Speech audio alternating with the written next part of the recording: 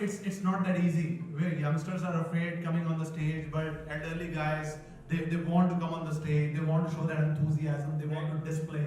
So that's a great thing about storytelling. What he has shown. So make sure rest of the guys.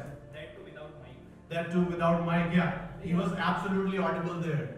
So that's a wonderful thing, and we all should learn. And one more thing. Can I have a volunteer? Shiv, can you come? How many guys are going to do PPT?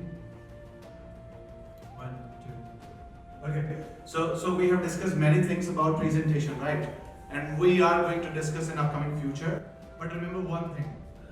Just one thing. I have Shiv with me. Shiv is a CA. So I tell Shiv, here's the scenario. I tell Shiv, hop in the car. And I start driving. Now I've been driving for 2 hours, 3 hours, 4 hours, 5 hours, 6 hours, 7 hours. So Shiv is going to ask me a question, at least for God's sake, tell me where the hell are we going, right? Everybody wants to know where they are going.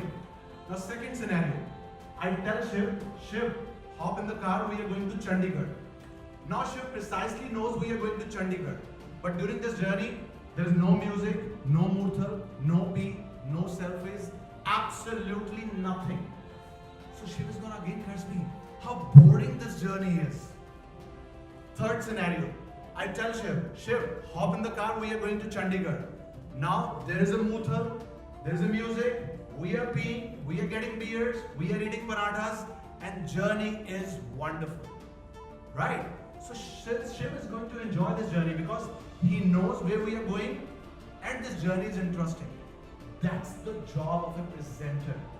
You must tell your audience where you are taking them, and this journey has to be interesting. Just keep this in mind.